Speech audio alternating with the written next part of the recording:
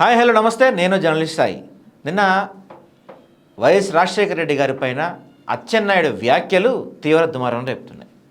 నిజంగా అంటే ఒక అంశాన్ని డైవర్ట్ చేయడం కోసమే ఇలాంటి వ్యాఖ్యలు, ఇలాంటి అంశాలను తెరపైకి తెస్తున్నారా? అసలు అచ్చెన్నాయుడికి మాట్లాడే అర్హత ఉందా? ఆయన ఎందుకు ఇలాంటి మాటలు మాడారు? ఇలాంటి అంశాలన్నీ కూడా మనతో మాట్లాడడానికి వైఎస్ఆర్సీపీ సీనియర్ నాయకులు చింతా విజయభాస్కర్ రెడ్డి గారు మనతో ఉన్నారు. సార్ నమస్తే. సార్ నమస్తే సార్ ముందుగా అచ్చెన్నాయుడు గారి వ్యాఖ్యలు నిన్న మీరు వినే ఉంటారు. సో ఎందుకంటే మీరు చాలా సీనియర్ లీడరు, మీకు ఎలా అనిపించింది ఆ వ్యాఖ్యలు విన్న తర్వాత? మీ రియాక్షన్ ఏంటి వాటిపైన? సార్, అచ్చెన్నాయుడు గారు అనే వ్యక్తి అంటే ఇవాళ మంత్రి కావచ్చు, గతంలో 3 సార్లు ఎమ్మెల్యే కావచ్చు, ఇంకేమైనా కావచ్చు, కానీ అది ఒక జడ పదార్థం అండి. అది ఒక జడ పదార్థం. గాలికో వానకో ఊగుతూ ఉంటాయి ఆ జడ పదార్థాలు. ఆ శబ్దాలే ఈ అనవసరమైన మాటలు. ఓకే. ఆ వ్యక్తి, మీకు ఒక విషయం తెలుసో లేదో కానీ 2012లో ఎర్రనాయుడు గారు చనిపోయారు. 2012కి ముందు 1996లో ఈయన్ని రాజకీయ అరంగేటం చేసిన ఆయన ఎర్రనాయుడు గారు. రాజకీయ అరంగేటం చేసిన తర్వాత 96లో ఎమ్మెల్యేగా ఎన్నికయ్యాడు ఎర్రనాయుడు గారు. అచ్చెన్నాయుడు గారు వాళ్ళ అన్నయ్య గారు పార్లమెంట్కి పోయారు. పార్లమెంట్కి పోయినప్పటికీ భవిష్యత్తులో ఈయన అడ్డం వస్తాడనే భయంతో 2012 శ్రీకాకుళం నుంచి విశాఖపట్నం వస్తుంటే ఆ యాక్సిడెంట్ కారణం ఎవరనేది ఈ రోజు వరకు కూడా దాని మీద ఎటువంటి చర్య లేదు. ఆ యాక్సిడెంట్ కేసు ఎందుకు మూసేశారో కూడా వాళ్ళకే అర్థం కాదు, ఆ కుటుంబానికే. మా అభిప్రాయం ప్రకారం అయితే ఆ అచ్చెన్నాయుడు గారి పాత్ర ఉంది ఎర్రనాయుడు గారు చనిపోవటంలో. ఆయన 5 గంటలకి బయలుదేరి విశాఖపట్నం పోయాడు శ్రీకాకుళం నుంచి. ఎవరికి తెలుసుద్దండి? గన్నలకు తెలియాలా, లేకపోతే ఇంట్లో వ్యక్తులకు తెలియాలా? నువ్వు తమ్ముడివి, నీకే తెలియాలి.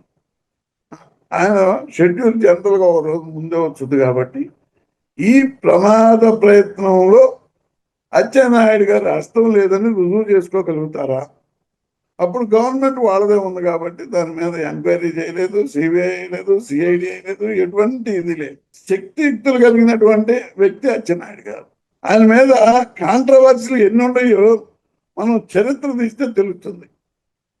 లోకల్గా అన్ని కాంట్రవర్సీ ఏడదాకా ఎందుకంటే ఇప్పుడు రామ్మోహన్ నాయుడు తోటి కాంట్రవర్సీ లేదని చెప్పగలరా?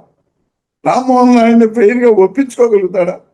మన కుటుంబంలో కాంట్రవర్సీ లేదని ఒప్పించుకునే పరిస్థితి అయితే లేదు అచ్చెన్నాయుడు గారికి.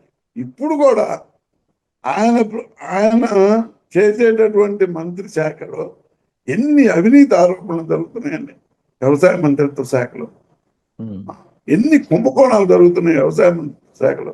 అదేమంటే నాకు ప్రమోషన్ లేదు, నా ప్రమేయం లేదు, లోకేష్ గారు చూసుకుంటున్నారు, లోకేష్ గారు చూసుకుంటున్నారు. అంతా లోకేష్ పెత్తనం, మాదేం లేదు, మేము సీనియర్లు అందరం వేస్ట్ ఫెలోస్ అని ఆయన అన్న సందర్భాలే ఉన్నాయి. ఇకపోతే మన సీనియర్లు టీడీపీలో ఎవరైతే సీనియర్లు ఉన్నారో 40 మంది దాకా, శ్రీకాకుళం నుంచి అనంతపూర్ దాకా ఉన్న సీనియర్లు, వీళ్ళందరూ లోకేష్ గారి మీద వ్యతిరేకంగా ఉన్నారు. వీళ్ళందరికీ నాయకత్వం ఇస్తుంది ఎవరంటే రాజమండ్రి ఎమ్మెల్యే, రోడ్ల ఎమ్మెల్యే గారు, అచ్చెన్నాయుడు గారు, ఇంకా కొంతమంది ఉన్నారు. మరి కళా వెంకట్రావు గారు మంచి ఆయనే కదండి. ఆయన గతంలో హోమ్ మినిస్టర్ చేశాడు, ఆయనకేమీ ఇది లేదు.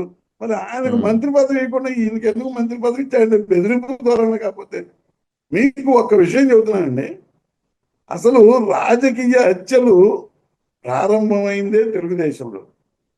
మాధవరెడ్డి గారు కానివ్వండి, ఇంద్రారెడ్డి గారు కానివ్వండి, జిఎంసి బాలయ్య గారు కానివ్వండి, ఎర్రనాయుడు గారు కానివ్వండి, వీళ్ళ మరణాలన్నీ సహజ మరణాలా? ఒక్కటి ప్రూవ్ చేయమనండి సహజ మరణాలని. ఇంకా తదితర మరణాలన్నీ తెలుగుదేశం నాయకులు, సీనియర్ మోస్ట్ నాయకులు, తెలుగుదేశం నాయకులు మరణాలన్నీ సహజ మరణాలన్నీ ఖచ్చితంగా. చంద్రబాబు నాయుడు గారు వచ్చిన తర్వాత వీళ్ళ పెత్తనాలని ఓర్చుకోలేక, వీళ్ళ పెత్తనాలను సహించలేక ఎర్రనాయుడికి అచ్చెన్నాయుడిని, ఇంద్రారెడ్డికి ఇంకొక ఆయన్ని, ఇక్కడ మాధవరెడ్డి గారికి ఇంకొక వ్యక్తిని, అదేవిధంగా జిఎంసి బాలయ్య గారికి ఇక మనం తెలిసిందే. మరి ఇవాళ ఎందుకు ఆ కుటుంబాన్ని పార్టీకి దూరంగా వచ్చారు. ఒక మాట చెప్పండి, ఆ కుటుంబంలో కూడా ఒక సీట్ ఇచ్చి ఎమ్మెల్యేగానో ఎంపీగానో ఇచ్చి గెలిపించుకోవచ్చు. అటువంటిది ఏం లేదుగా. అది కూడా రామ్మోహన్ నాయుడు గారికి ఎందుకు ఇచ్చారంటే, రామ్మోహన్ నాయుడు గారు, ఎర్రవనాయుడు గారు కుటుంబం ఆ ప్రాంతంలో లేకపోతే పార్టీకి పుట్టగతులు ఉండమనే ఉద్దేశంతో ఇచ్చారు. ఆ నేపథ్యంలోనే ఈ అచ్చెన్నాయుడు గారు కూడా వాళ్ళ పెత్తనం ఉండకూడదు ఇక భవిష్యత్తులో అనే ఉద్దేశంతో ఆయన పంపించాడు, కానీ కొడుకుని రాకుండా ఆపలేకపోయాడు. ఆపే ప్రయత్నాలు చేసినా కూడా అది ఫలించలేదు. ఇట్లా చంద్రబాబు నాయుడు అసలు ఉత్తరాంధ్రలో మన పార్టీ భ్రష్టు పట్టిపోయే పరిస్థితిలో ఉంది. ఎర్రనాయుడు పోయిన తర్వాత వాళ్ళ ఇంట్లో రావాల్సిందనే పట్టుదలతో తెచ్చాడు. మరి మేము కూడా చెప్తున్నాం, ఎర్రనాయుడు హత్యగా ఇవ్వకుండా మీకు తెలియజేయమంటారా ఆ విషయాల్లో? మరొక విషయం, అచ్చెన్నాయుడు గారి మీద వాళ్ళ సొంతూరు నిమ్మాడండి. వాళ్ళ సొంతూరులో తమ్ముడు ఎందుకు వ్యతిరేకంగా నిలబడ్డాడండి పంచాయతీ సర్పంచ్గా? చెప్పమనండి. అంటే అచ్చెన్నాయుడు గారికి వ్యతిరేకంగా కుటుంబ సభ్యులు కూడా ఉండకూడదు. ఆ నేపథ్యంలోనే ఎర్రవనాయుడు గారి మరణం వెనుక రహస్యమైన విషయం దాగుంది. ఆ విషయాన్ని బయటపెట్టడానికి అవకాశం లేకుండా పోయింది. ఇంకా అటువంటి ఆయన రాజశేఖర రెడ్డి గారి మాటల గురించి రాజశేఖర రెడ్డి గారి యాక్సిడెంట్ గురించి మాట్లాడతాం. సో ఇదే అంశంలో దీంతో పాటుగా నిన్న లోకేష్ గారు మాట్లాడుతూ అసలు జగన్మోహన్ రెడ్డి గారి గురించి పట్టించుకోవసరం లేదు, అసలు వారి గురించి ఆలోచించిన అవసరం లేదు అని పైకి చెప్తున్నారు. కానీ వెనకాల వీళ్ళు ఏ మీటింగ్ కండక్ట్ చేసినా, అంటే కూటమి పార్టీకి సంబంధించిన నాయకులు ఏ మీటింగ్ కండక్ట్ చేసినా జగన్మోహన్ రెడ్డి పేరు తీయకుండా ఆ మీటింగ్ కంక్లూజన్ అవ్వట్లేదు. సో ఈయనేమో లైట్ తీసుకుందాం అంటారు, కానీ ప్రతిసారి ఏం జరిగినా జగన్మోహన్ రెడ్డి గారి పేరు తెరపైకి తీసుకొస్తున్నారు. అంటే వీళ్ళు భయపడుతున్నారా, లేకపోతే లైట్ తీసుకుంటున్నా నటిస్తున్నారా? ఏమండి, 2019 నుంచి ఓ 2 సంవత్సరాలు సైలెంట్గా ఉన్నారు. 2 సంవత్సరాలు కరోనా పోయింది. 2022 ఎండింగ్ నుంచి, అంటే 23 బిగినింగ్ నుంచి ఒక వాక్యం చదివితే ముందొక జగన్మోహన్ రెడ్డి, వెనకో జగన్మోహన్ రెడ్డి. ఏమంటే జర్నలిస్ట్ సాయి గారు మీతో నేను మాట్లాడాలంటే జగన్మోహన్ రెడ్డి, జర్నలిస్ట్ సాయి గారు మీతో మాట్లాడాలా జగన్మోహన్ రెడ్డి గారి గురించి అని, ముందొక జగన్మోహన్ రెడ్డి, వెనకో జగన్మోహన్ రెడ్డి. అంటే నాలో ఎంత భయం ఉంటేనో నీ గురించి మాట్లాడుతున్నా. నేను వస్తానో రానో, మళ్ళీ ప్రజల్లో మమ్మల్ని గెలిపిస్తారో లేదో అని అభద్రతా భావం ఉంటేనే 24 గంటలు జగన్మోహన్ రెడ్డి జపం చేస్తున్నారు. అసలు జగన్మోహన్ రెడ్డి జపం చేయడం వ్యక్తులు ఎవరన్నా ఉంటారా చెప్పమనండి. యావత్తు తెలుగుదేశం పార్టీ సభ్యులు జగన్మోహన్ రెడ్డి జపం చేయని వ్యక్తులు ఎవరైనా ఉన్నారా? జగన్మోహన్ రెడ్డి దగ్గర ఎమ్మెల్యేలు చేసిన వ్యక్తులు కూడా నిజం చెప్పొచ్చు కదండి, వాళ్ళు 5 ఏళ్ళు జగన్మోహన్ రెడ్డి దగ్గర ఉన్నారు కదా. కొంతమంది ఎమ్మెల్యేలు ఈయన ఎంత దుర్మార్గుడు, ఎంత దుష్టుడు అని చెప్పొచ్చుగా. ఎందుకు చెప్పరు? ఆయన ప్రజలకు మంచి చేశాడు కాబట్టి అది చెప్పడానికి అవకాశం లేదు, చెప్పే పరిస్థితి కాదు. కానీ ప్రతి ఒక్క వ్యక్తికి జగన్మోహన్ రెడ్డి అంటే సత్యాంత భయం ఉంది.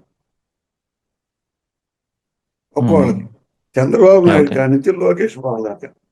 ఇంకా లోకేష్ బాబు గారు వ్యాఖ్యలు పట్టించుకోవాల్సిన పని లేదని అంటారు. పట్టించుకోవాల్సిన పని లేదన్నప్పుడు నిన్న యావత్తు ఆంధ్ర రాష్ట్రంలో ఒక మహిళల గురించి ఇష్టం వచ్చిన రీతిలో మాట్లాడిన, కామెంట్ చేసిన వ్యక్తి రాధాకృష్ణ.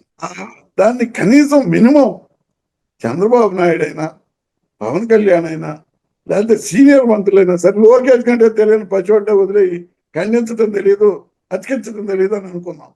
వీళ్ళైనా ఒక మాట ఖండించాలా రాధాకృష్ణ మాట అనాల్సింది కాదు. దాన్ని ఇంకో రూపంలో చెప్పుకోవచ్చు, చెప్పే పద్ధతి ఉంది. మాడ్యులేషన్ అనేది మార్చుకోవాలి, కానీ ఆ రకంగా చెప్పాలని ఒక్క మాట అన్నారు. పైగా అనకపోగా ఆ మాట అంటంలో తప్పేంటి అంటే పాపం వీళ్ళందరూ ఈ అనిత గారు కూడా అన్నారు ఆ మాట, హోమ్ మినిస్టర్ గారు ఆ మాట అంటంలో తప్పేందని. చంద్రబాబు నాయుడు గారు ఓపెన్ గారు అన్నారు. ఏమో నాకు కొద్దిగా చిన్న భయం పడుతుందండి. ఆంధ్ర రాష్ట్రంలో ఉండే సంసారం చేసే ప్రతి మహిళని, ఆ సంసారం చేసేటటువంటి భర్త చెల్లిగా భావించి పెళ్లి చేయండి అనే పథకం తీసుకొస్తారేమో నాకు భయంగా ఉందండి. ఇటువంటి పథకం ఆ, తీసుకొస్తారేమో. ఉమ్, అందుకని లోకేష్ బాబు గారు ఆయన మాటలు లెక్క చేయాల్సిన పని లేదురా. ఉమ్, ఉమ్, ఉమ్. మావిగన్ అనేది ఆయన చెప్పాడు, మచిలీపట్నం, విజయవాడ, గుంటూరు, మావిగన్. ఓకే, ఉమ్, నేను ఉమ్, కూడా ఒప్పుకుంటా. ఉమ్, ఆ పేరు ఉమ్, నచ్చలేదు, లేకపోతే ఆయన ఉమ్. చెప్పటమే నచ్చలేదు, లేకపోతే ఆయన ప్రతిపాదనే మనం ఓకే చేయకూడదు అని ఇప్పుడు ఓకే. 5-6 రోజులు పెట్టి 5-6 రోజులు పెట్టి కొట్టుకున్నారుగా. అవును. 5-6 రోజులు పెట్టి మీ మీడియా కానీ, మీ పత్రికలు కానీ, మీ సోషల్ మీడియా కానీ, మీ మనుషులు ఉమ్, కానీ 5-6 రోజులు పెట్టి ఉమ్, దుమ్మెత్తిపోసారుగా. ఉమ్, ఉమ్, దుమ్మెత్తిపోయిన కూడా ఇవాళ మాదే, ఆ ప్లాను మాదే, ఆ పద్ధతి మాదే అని ఇవాళ చంద్రబాబు నాయుడు ఎలా చెబుతున్నాడు, ఉమ్. వెంకటకృష్ణ గారు ఎలా చెబుతున్నాడు, ఏబిఎన్ ఛానల్లో ఉండి ఇలా ఆయన కూడా చెప్పారు, మీరు చూసారో లేదు. అవునవునవును. ఎట్లా చెబుతున్నాడు? మాదే ఆ ఉమ్, ప్లాన్, మేము ఇచ్చిందే అది అని చంద్రబాబు నాయుడు గారు మచిలీపట్నం, విజయవాడ, గుంటూరు సిఆర్డిఏ పరిధిలో. ఏమంటే మచిలీపట్నం ఉమ్. సిఆర్డిఏ పరిధిలో ఉందండి, ఇప్పుడు చెప్పమనండి, ఉమ్, చెప్పమనండి. ఆ లెక్కలో ఉమ్, అయితే సిఆర్డిఏ కాదండి అది, um. Cast regulatory development authority. Okay. Cast regulatory development authority. Ah, to be frank I'm telling, um, CRDA నువ్వు ఇప్పుడు కాదు 2015లో పెట్టావు. అవును. ఎవరు లాభపడ్డారండి సిఆర్డిఏలో? ఉమ్, ఎవరు లాభపడ్డారు చెప్పండి. ఉమ్, నీ హడావుడి, ప్రభుత్వం యొక్క హడావుడి చూసి అప్పుడు అక్కడ ఉన్నటువంటి రైతులందరూ ఆ, 10 లక్షలు నేను భూమిని 3 కోట్లు 4 కోట్లు అమ్ముకొని బయటికి పోయారు. ఉమ్, ఎవరు వాళ్ళు అంతా? అక్కడ ఉన్నటువంటి ఆ తుళ్ళూరు ప్రాంతం, మందడం ప్రాంతం, తాడిపల్లి, తాడికొండ ప్రాంతం అంతా రైతులు ఉమ్, ఉమ్. ఎవరున్నారో నేను చెప్పాల్సిన పని లేదు, అవును. అమ్ముకొని పోయారు. ఉమ్, ఇకపోతే చిన్న సన్నకారు రైతులు ఉన్నారు, ఏది ఎస్టీ, ఎస్సీ, బీసీ. ఉమ్, వాళ్ళకి గవర్నమెంట్ ఎప్పుడు 1947కు ముందు, స్వతంత్రం రాకముందు నుంచి వాళ్ళు ఆ భూముల్లో వ్యవసాయం చేసుకుంటూ జీవనం సాగిస్తున్నారు. ఓకే. అటువంటి భూములు దాదాపు 18,000 ఎకరాలు మీరు లాక్కున్నారే అన్యాక్రాంతంగా. రిజిస్ట్రేషన్ లేని భూములు రిజిస్ట్రేషన్ చేయించుకున్నారే, వాళ్ళకి ఏదో 2 లక్షలు 3 లక్షలు ఇచ్చి. అవి మరి అవి ఎవరు కొన్నారండి? నేను కొన్నానా? మీరేమన్నా కొన్నారా? ఉమ్, పేరు ప్రఖ్యాతులు గాంచిన వ్యక్తులు కూడా కొన్నారు. అవునవును. మాది చెప్పకూడదండి, మా వృత్తిలోనే మేము ఆ మాట పేరు చెప్పకూడదు. ఓకే. పేరు ఓకే. ప్రఖ్యాతులు గాంచిన వ్యక్తులు కూడా కొన్నారు. ఉమ్, ఇంత ఉమ్, ఘన దారుణం ఉంటుంది. ఆ వ్యక్తి ఈ మధ్య అవును. జగన్మోహన్ రెడ్డి, ఉమ్, చంద్రబాబు నాయుడు గారు బెయిలు జైల్లో ఉమ్, పోయినప్పుడు ఉమ్. నా కానించి 2-3 ఎంపీలు వచ్చి సంప్రదించారని కూడా బహిరంగంగా చెప్పాడు. అవును సార్.